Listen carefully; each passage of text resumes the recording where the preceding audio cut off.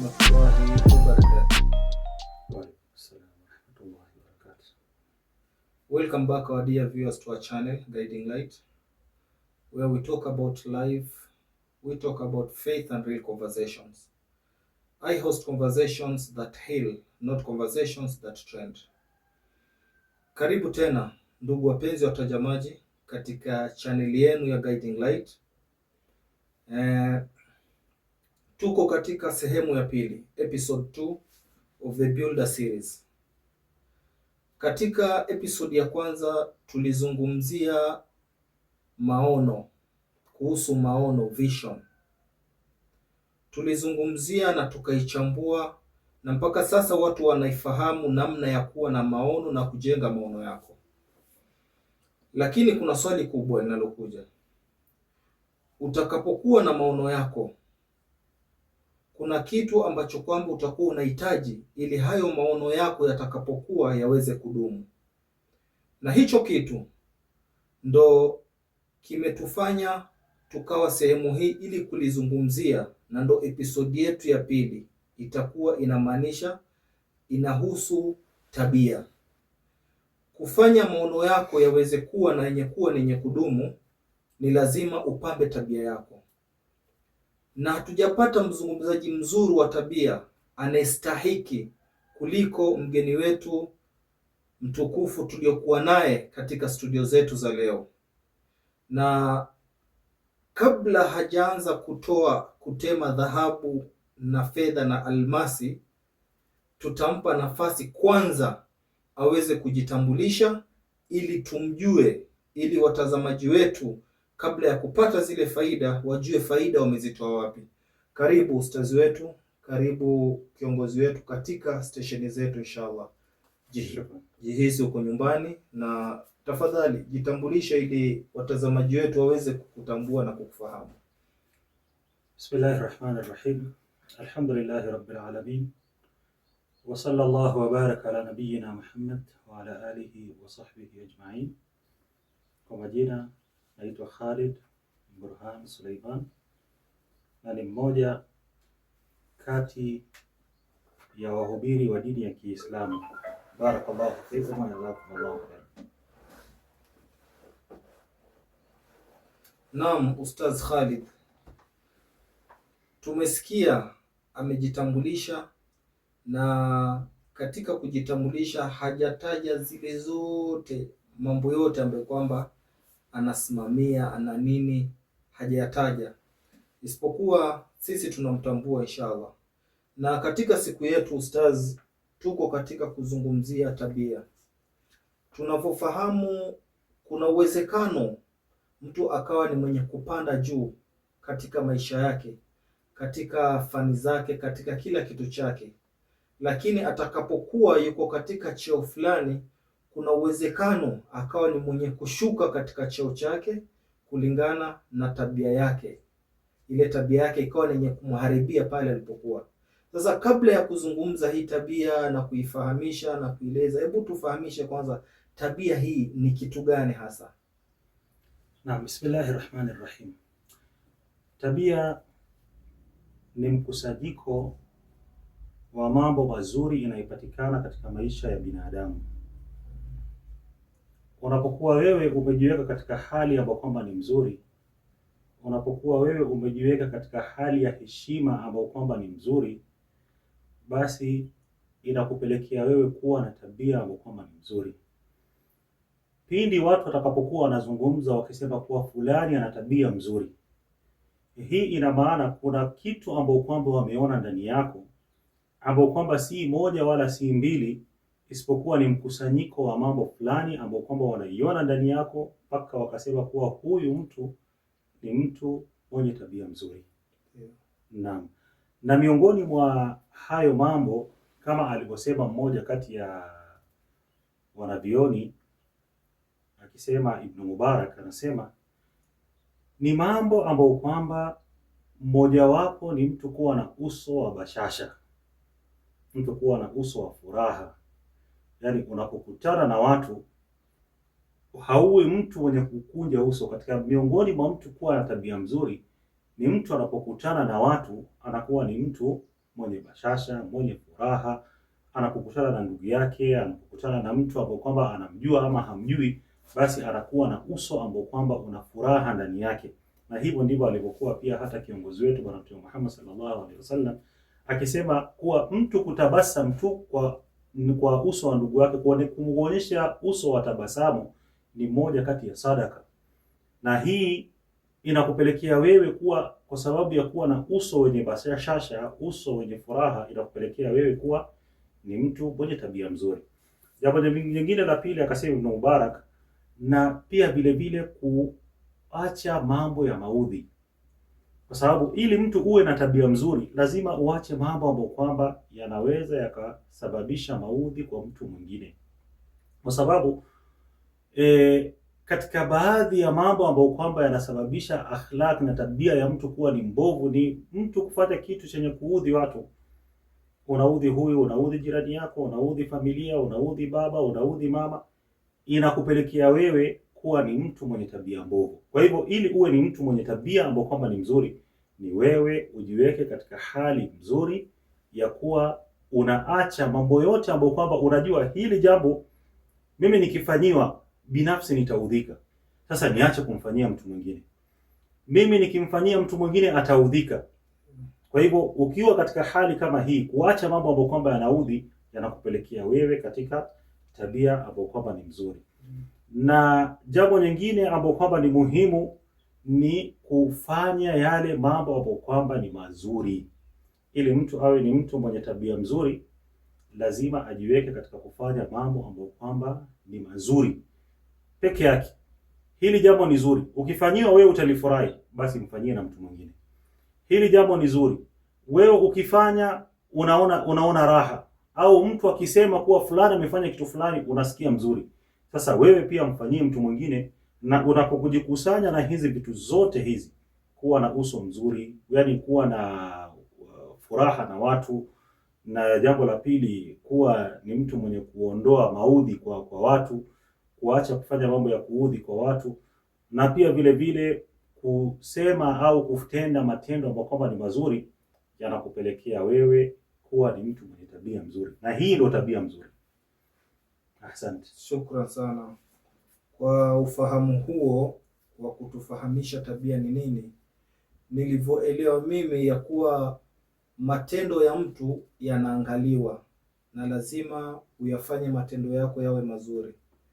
Maneno ya mtu yanasikizwa, lazima ufanye matendo yako yawe mazuri, maneno yako ukiyazungumza yawe mazuri, na vile unaamiliana na watu wanakuangalia. Hii yote kutokamana na ufahamu niliofahamu kwa ustaz ni kuwa hii yote ni tabia, watu wanachunguza na watu wanaangalia, na watu wengine utakuja kuwavutia kutokamana na tabia kama ile, kwa sababu wakikuangalia wewe unavyoishi watataka kukukopi.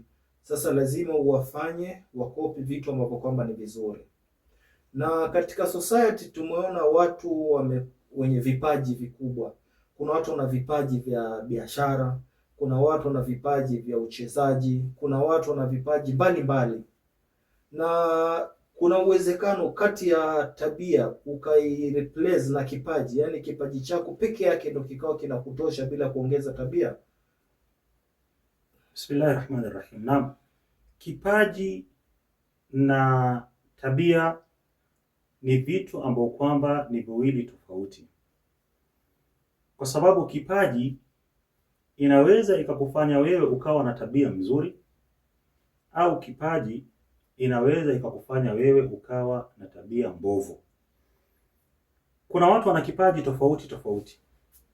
Na hizi vipaji mara nyingine inamfanya mtu akawa ni mtu mwenye kuzungumzwa kwa uzuri na akafanya matendo ambayo kama ni mazuri.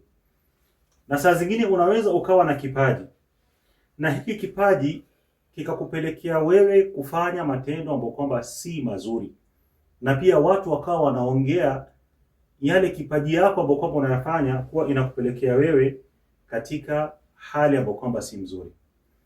Nitatoa mfano. Unaweza ukawa wewe una kipaji cha mtoaji mzuri wa mashairi. Wewe ni mtu mzuri katika kutunga mashairi, lakini katika kutunga kwako mashairi, kipaji yako ambayo kwamba uko nayo ya sauti ya utungaji mashairi na namna unavyotunga mistari yako ya mashairi, kila mtu anaipenda.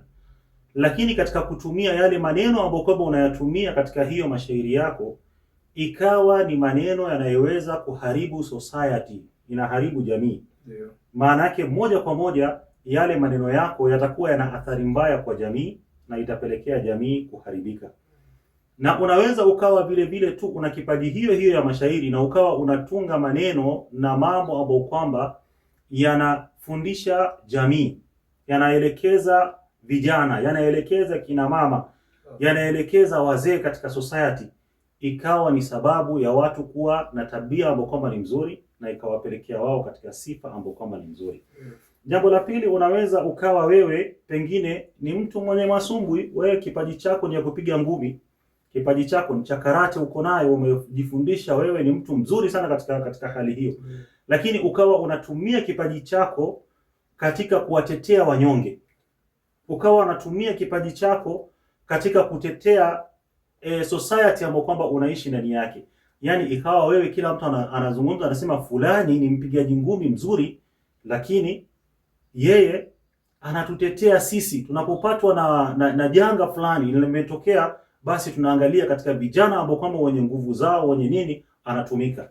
Kwa hivyo ikawa wewe kipaji chako inakupelekea katika njia ambayo kwamba ni mzuri. Na unaweza ukawa pia ni mtu mwenye kupiga ngumi, ukawa mtu mwenye karate, lakini watu hawastarehe katika kijiji. Watu wanalia, mtu analia, fulani kapigwa, fulani kaibiwa, fulani sijui kafanywa namna gani, kisha ikiangaliwa ni wewe. Lakini kwa sababu wewe una nguvu, una kipaji chako ambacho kwamba umepewa wewe ya kupiga masumbu, hakuna anayeweza kukaribia.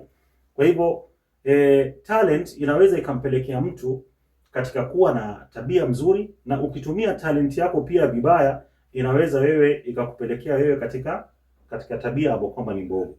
Na mwisho unaweza pia ukawa wewe pengine ni mwanamitindo ya mavazi, ukawa wewe ni mtu ambaye kwamba una mitindo yako ya mavazi kuonyesha watu system ya mavazi, lakini mavazi ambayo kwamba unaonesha kwa jamii si mavazi ambayo kwamba inaendana na jamii.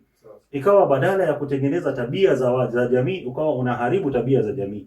Watu wakawa wanakufuata kwa mitindo ya mavazi yako, na ile mitindo ya mavazi yako ikawa ni mtindo ambao kwamba si mzuri. Unavaa mavazi lakini si mazuri. Sasa hiyo show yako ya mavazi ambayo kwamba unafanya haielekezi jamii katika njia ambayo kwamba ni mzuri, bali ikawa inaelekeza katika njia ambayo kwamba ni mbaya. Kwa hivyo utaona talent inaweza ikakupelekea wewe katika njia ambayo kwamba ni mzuri, au talent pia inaweza ikakupelekea wewe katika njia ambayo kwamba si sawa. Wallahu a'lam.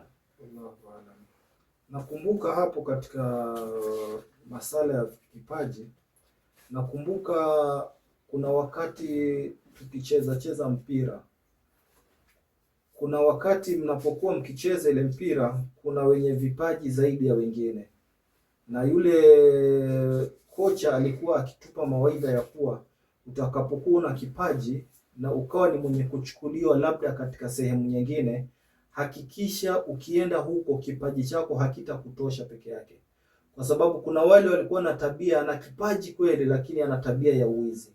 Ana kipaji, atakapokuwa pamoja na wenzake, kuna wengi wamekosa chance kama zile kwa sababu ya kuchukua vitu vya watu, kuiba vitu vya watu. Mtu ana kipaji kikubwa lakini maskini ya Mungu, ukiangalia hata katika maofisi makubwa watu wana vipaji, wamepewa vipaji, wamepewa uongozi, wamepewa nini, lakini hatumii kusaidia wale watu.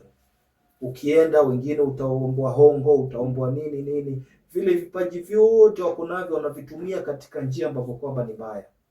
Na wengine utapata wamepanda, wamekuwa wakubwa na wameweza kuporomoka kwa sababu ya tabia yao. Kabisa, kipaji inaweza ikampandisha mtu na kipaji pia inaweza ikamporomosha mtu. Sawa. Kama vile tu tabia inaweza ikampandisha mtu na tabia inaweza ikamporomosha mtu. Hata ukiangalia katika wale watu ambao kwamba wametutangulia, katika watu wema, kulikuwa kuna watu wenye vipaji. Kuna watu kama vile Hassan bin Thabit. Hao ni watu walikuwa na kipaji ya utoaji mashairi nzuri. Mpaka Mtume sallallahu alaihi wasallam alikuwa akipata nafuu pesa zingine kupitia kwa wao. Kwa yale mazungumzo ambao kwamba walikuwa wakileta katika vipaji zao. Kuna watu ambao kwamba wamepita, wana mipaji vizuri. Angalia kama mfano hata Muhammad Ali, ule mpiganaji wa ngumi. Lakini kwa sababu ya kuigwa kwa uzuri, ana kipaji chake amefanya kwa uzuri, hata akiondoka anaondoka katika system akiwa katika hali ya kukoma vizuri. Kwa hivyo mtu anaweza akajichanganya kwa kipaji chake akafundisha jamii ikawa ni mzuri, au pia unaweza ukatumia kipaji chako ukatoa mbegu hapo kwamba ni mbovu. Sawa. Masala ya kipaji ni marefu, na mtu kila anavyokuwa anaweza kaporomoka, anaweza kwenda mbele. Ni kitu gani labda unafikiri ustadi inaweza kuwa ndio chanzo cha kuharibu sifa ya mtu? Kuna mambo ambayo kwamba yanaharibu sifa. Kuna vitu vingi, miongoni mwa hayo maneno tutayataja mawili au matatu pekee yake. Jambo la kwanza, sifa ya mtu huharibika kwa kupitia tabia yake. Unaweza ukaharibu sifa yako, ukajenga sifa yako, kwa sababu kuijenga utatumia muda mrefu sana kujenga sifa. Ndio. Ili kujenga jina lako unatumia muda mrefu sana. Lakini kwa kitu kidogo tu inaweza ikawa ni sababu ya kuharibu sifa yako mzima. Yaani ukaporomoka, watu wakakuona kuwa tena hufai. Baada ya kuwa umejenga sifa yako kwa muda wa miaka, umetumia takriban miaka pengine 10, 15, 20 umetengeza jina. Lakini kwa kitu kidogo tu ambapo kwamba ukalifanya kinyume, ukienda kinyume na tabia zako au na tabia za utu, inafanya wewe kuporomoka kile kiheshima yako. Kwa hivyo ndio mtu kila wakati anahusishwa mtu aangalie tabia yake. Mtu akuwe na tabia ambayo kwamba ni mzuri. Na ndio hata Mtume sallallahu alaihi wasallam alikuwa akituambia ittaqillaha haitha ma kunta. Maana yake wewe popote ambapo kwamba uko, wewe jua uko karibu na Mungu. Muogope Mungu wako. Kwa sababu usipomwogopa Mungu unaporomosha heshima yako. Kwa sababu utafanya mambo ambayo kwamba ni aibu. Mtu kukosa haya. Jambo la pili, mtu kukosa haya inaharibu sifa ya mtu. Kwa sababu unapokuwa wewe umekosa ile haya, hauna ile sifa yako, moja kwa moja itafanya nini? Itaporomoka. Kwa sababu utafanya kitu ambao kwamba kila mtu atakushangaa, hii kitu huyu bwana amelifanya, ni yeye kweli amelifanya? Mpaka kila mtu ataangalia. Angalia makesi ambayo kwamba zinapatikana za defilement leo. Leo kesi ambazo kwamba zinafanyika za defilement. Si katika madrasa, si katika makanisa, si katika misikiti, si wapi.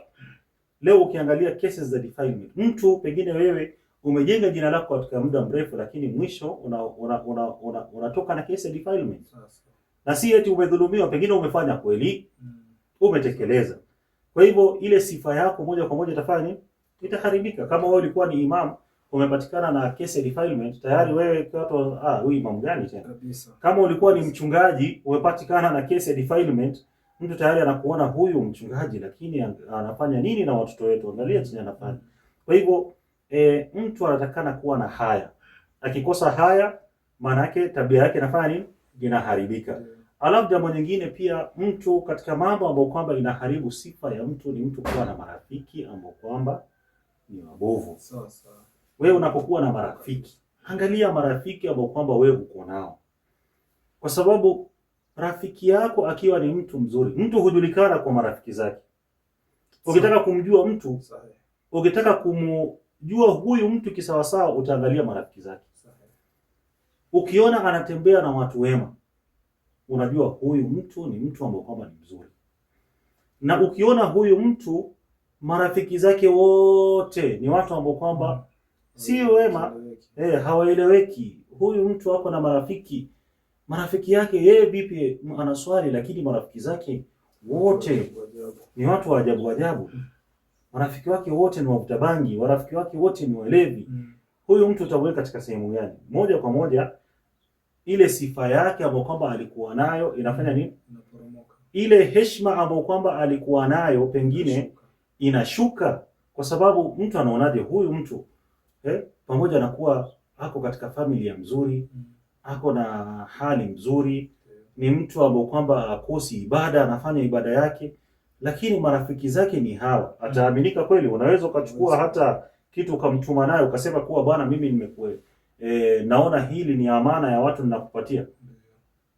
Pamoja na kuwa pengine hata iharibu hiyo amana, lakini marafiki yake ambao kwamba walikuwa nao wanaweza wakakuwa ni sababu ya kuharibu amana hiyo. Na ndio Rasul sallallahu alaihi wasallam akawa ametufundisha ya kuwa mtu akatoa mfano ya mtu anayetembea na marafiki wazuri. na mtu ambaye kwamba anatembea na marafiki ambao kwamba si wazuri. Ni kama mfano wa mtu ambaye kwamba anatembea na marafiki wazuri, Mtume akasema ni kama mfano wa mtu anayeuza miski, anayeuza marashi.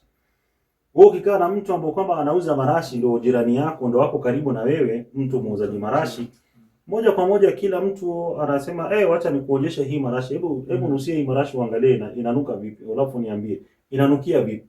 Anakuonyesha marashi, unajipaka kidogo, unanusa, unasema iko sawa sawa, hebu hiyo nyingine pia atakuonyesha.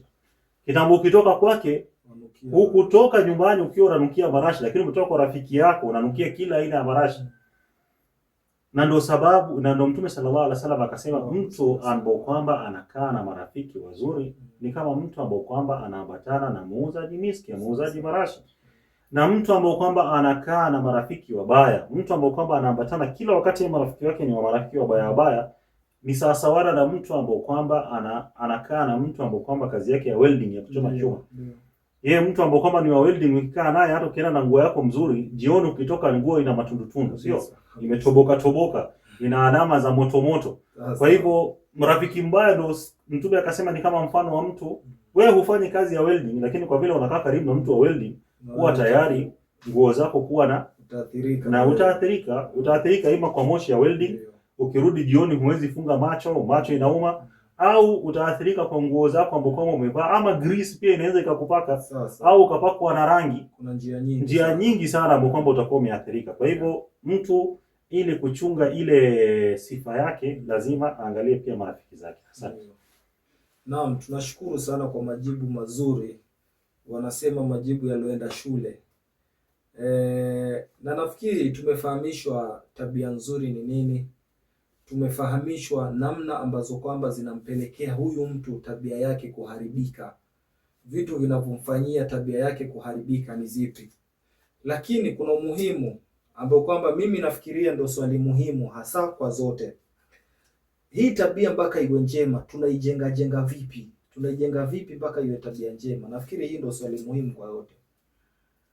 Tabia njema, kujenga mtu tabia yake iwe ni tabia mzuri, lazima uijenge kuanzia utotoni. Mtu anajengwa hii tabia mzuri kuanzia utotoni, akielekea nayo hivyo mpaka kuwa na mtu mzima. Wazazi wana majukumu ya kujenga hii tabia mzuri kwa kuelewa kwa watoto wao. Walimu wana haki ya kujenga hii tabia mzuri kwa kuweka kwa hao watoto. Na ulimwengu pia tunaoishi inajenga hii tabia mzuri kwa hawa. Kila mtu ana majukumu ya kujenga hili tabia, kwa sababu si responsibility ya mtu mmoja. Kwa sababu anaweza akakaa na wazazi wake ndani ya nyumba, akitoka nje anapata mambo tofauti. Akienda shule anapata mambo tofauti. So ikiwa atapata maneno mazuri hapa nyumbani, akapata kitu mzuri kwa walimu wanaokwenda kuwasomesha, anapata maneno mazuri na mambo mazuri kwa majirani, huyu mtu atajengeka na tabia ambayo kwamba ni nzuri. Lakini akikosa haya, hata akipata katika sehemu moja, bado haitoshi mtu kujenga tabia yake. Tabia bado itakuwa ni mbovu, na tabia bado itakuwa ni inaharibika, na sifa za mtu zitaharibika. Kwa hivyo sisi kama jamii, kama society, lazima tukusanyike sote katika kuangalia tunajukumika katika kujenga tabia ya mtu kuwa ni tabia kama ni nzuri. Naam. Yaani inamaanisha hata mwalimu wa shule ama mzazi udogoni mwake akikosa ile tabia, huyo ambaye kwamba anamfundisha hata kuwa ni mwenye kupata tabia nzuri. Ndio. Na mzazi vile vile, kama nakumbuka Waswahili wanasema kuna baba bora na bora baba. Ndio. Baba bora ni ule ambaye kwamba anajua yeye ni majukumu yake na anaweza kumnenea mtoto kabisa. Na bora baba ni ule ambaye kwamba yeye anazaa tu, bora amezaa. Yeye bora amezaa. Anamwachia Mungu.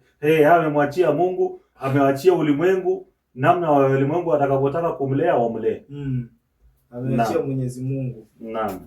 Masikitiko makubwa sana. Sasa ndugu wapendwa watazamaji, tunasikia maneno ambayo kwamba ni mazuri, na inshallah tuweke kwenye vitendo. Cha muhimu ni kuweka kwenye vitendo, sio kusikia na ukayaacha hayo. Yaweke kwenye vitendo na uyafanyie kazi.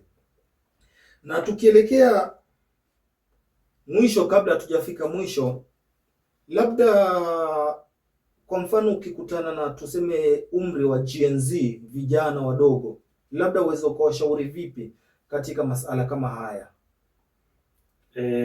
Jambo la kwanza ni mtu kujua Mungu wake. Ndio. Kuheshimu Mungu. Sawa sawa. Umjue Mola wako. Sawa. Ukishamjua Mola wako, yale mambo yote yanayokuja yatakuwa ni rahisi kwako wewe. Jambo la pili, mtu anafaa kuheshimu haki za watu. Sawa sawa. Na heshima za watu. Heshimu haki ya mtu, kitu ya mtu heshimu. Kubwa sana. Na heshima ya mtu mpe. Na ndo utaona ikiwa tutachunga heshima za watu, ndio, na tukachunga haki za watu, ndio, tutakuwa ni watu ambao kwamba wanapanda daraja za juu. Sawa sawa. Hata katika umri ambao kwamba ni wa Gen Z.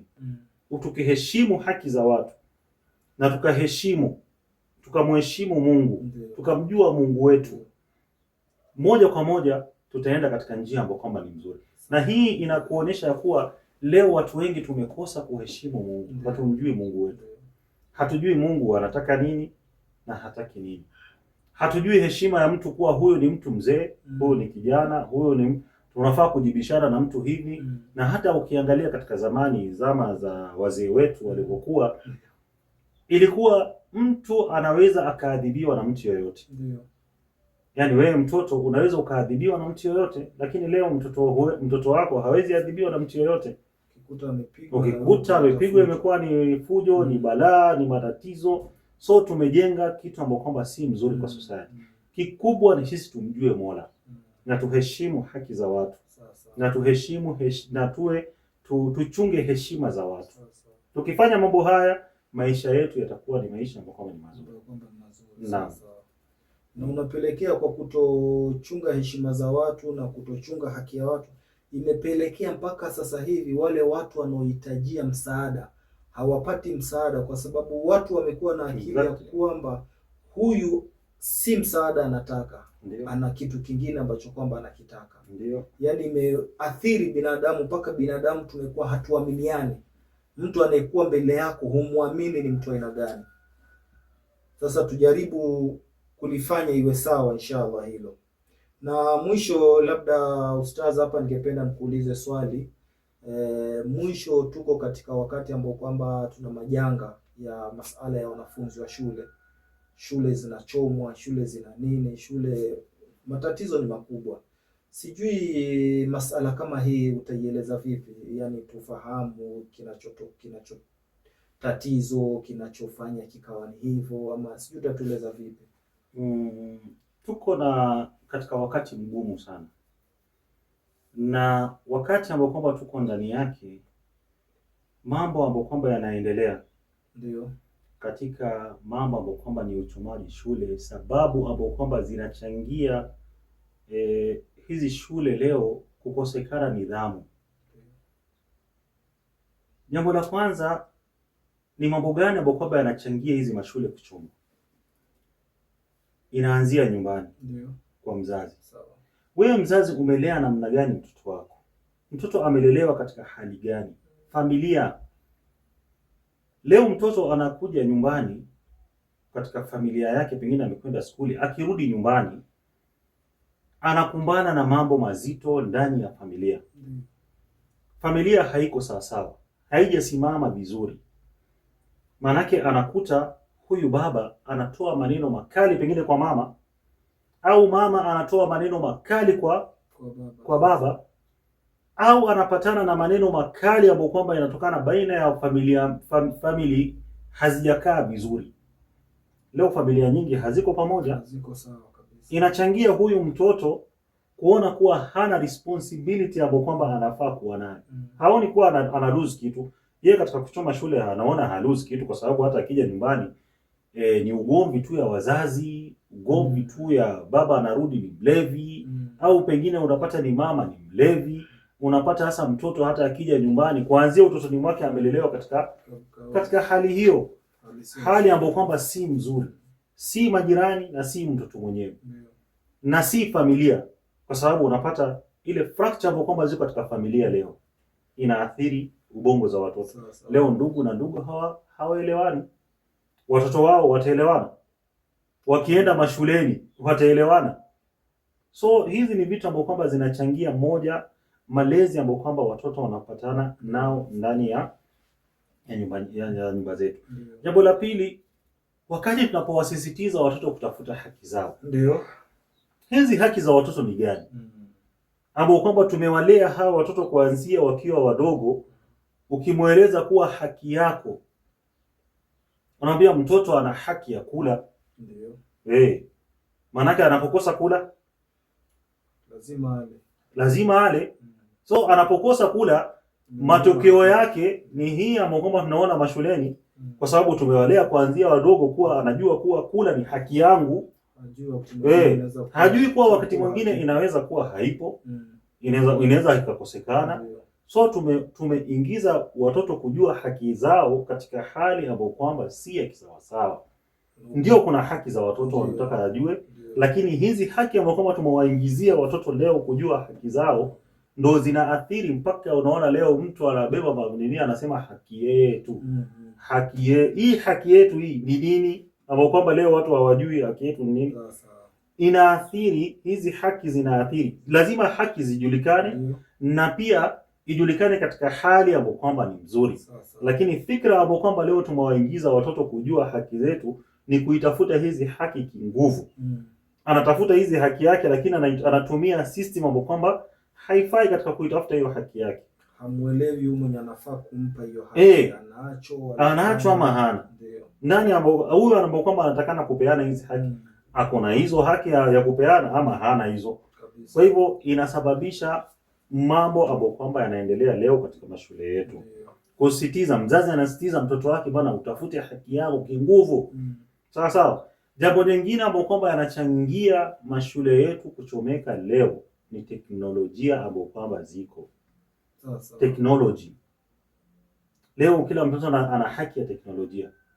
Yaani anataka mashule ziweke TV kubwa katika mashule, madining ziwe na TV kubwa. Anataka moja kati ya haki ambayo kwamba mtoto anadai kuwa ipatikane watu wa kuja kuwatumbuiza katika maskuli. Wanataka hizi zote ni haki ambayo kwamba tumezifunza watoto kuanzia wakiwa ni wachanga. Sasa hizi inatuathiri.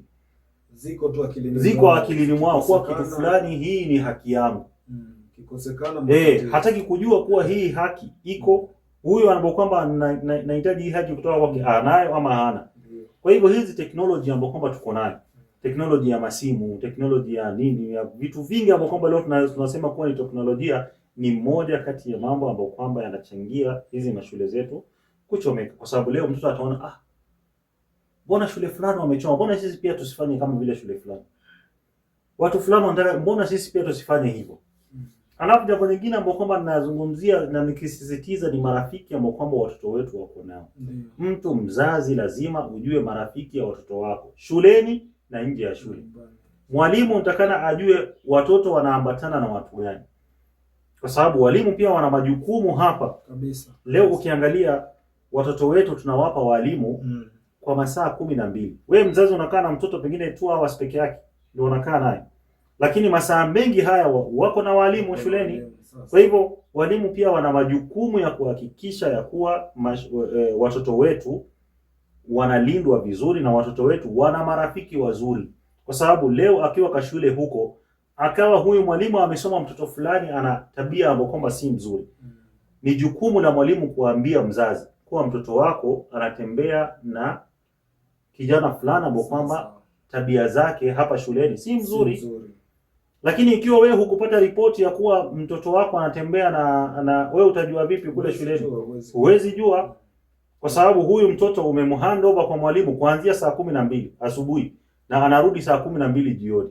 Na kwanza ikikuwa kuna mawasiliano kati ya mzazi na mwalimu, ndio matatizo makubwa. Na ndio leo utapata wazazi wengi pia utapata mwenye kwenda shuleni pengine ni mama, baba sisi hatuendagi wa shuleni. Hatujui shule zinakaa namna gani. Kwa hivyo mama naye akienda shuleni yale ambayo kwamba atayapata kule shuleni hataki kujua, pengine kuwasilisha na mzazi na baba huku nyumbani. Kwa hivyo unapata mambo yanachanganyika. Walimu wanakaa na watoto kwa muda mrefu. Hata utaona leo mtoto wa nasari yeye anaenda shuleni saa 12. Ukiangalia katika mabodaboda wamebeba watoto na mizigo mikubwa. Begi ya mtoto wa class 2 class 3 ako na begi kubwa imejaa vitabu. Huyu mtoto umempatia vitu ambavyo kwamba ni excess katika akili yake. Anaenda shuleni, amesoma mambo ya shule, akirudi nyumbani ako na homework tele ya kufanya. Wewe mzazi uko na time gani ya kukaa na huyu mtoto? Saa ngapi ataosha vyombo nyumbani? Saa ngapi atatandika kitanda chake? Saa ngapi atafagia? Hizi vitu zote leo watoto hawapati kutoka kwa wazazi wao. Hawajui. Kwa sababu ile time ambapo kwamba mtoto anatoka nyumbani saa 12 na anarudi saa 12. Na akirudi saa 12 pia wewe mzazi huwezi mfanyia yale mambo ambayo kwamba ni ya kinyumbani, kupima tabia yake. Kwa sababu mzazi kupima tabia yake ni kuambia mtoto osha pahali fulani. That's hii nyumba. Osha hii. Anafanya hiyo kitu, pengine atafanya mambo ya kinyumbani siku moja kwa wiki mzima. Siku zingine zote walimu wako na watoto. Kwa hivyo pia walimu wanajukumika hapa kuwafundisha watoto tabia ambayo kwamba ni mzuri.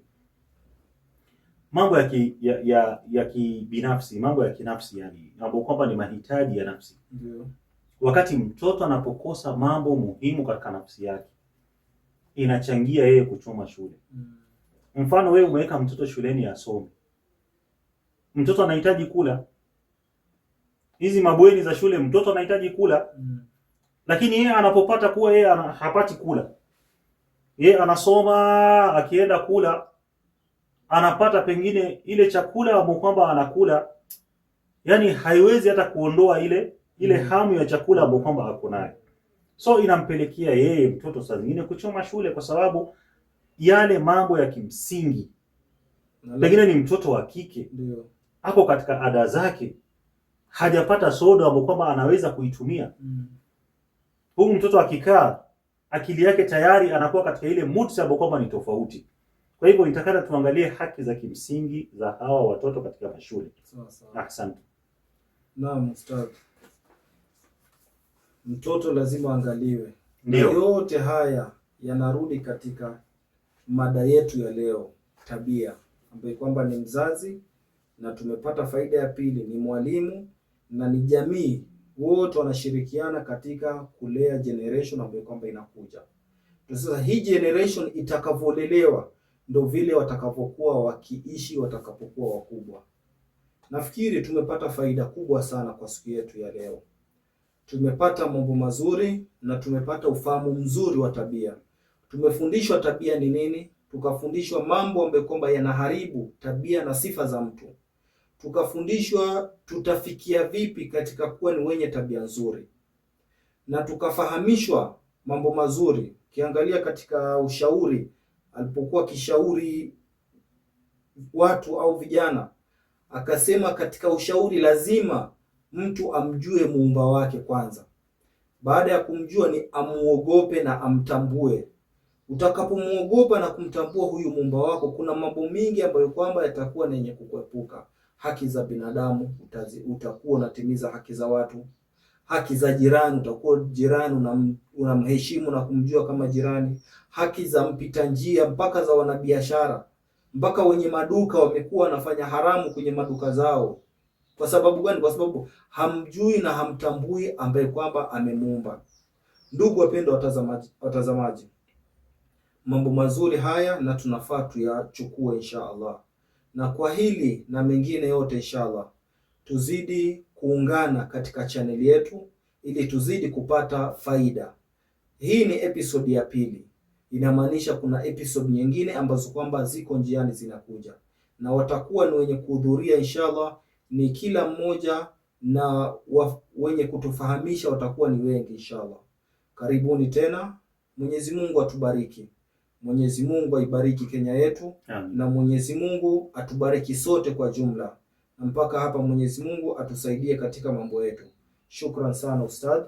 Tunashukuru kwa kuchukua wakati wako. Tunakushukuru kwa hatua zako kutoka ulipotoka. Tunashukuru kwa muda wako kuimalizia hapa. Mwenyezi Mungu akujalie kila lenye kheri na wewe, akufungulie katika mambo yako. Amin. Na kwa hekima ambayo umetupa sisi, Mwenyezi Mungu ajijalie zingine katika moyo wetu na tuweze kuleta katika vitendo. Karibu sana.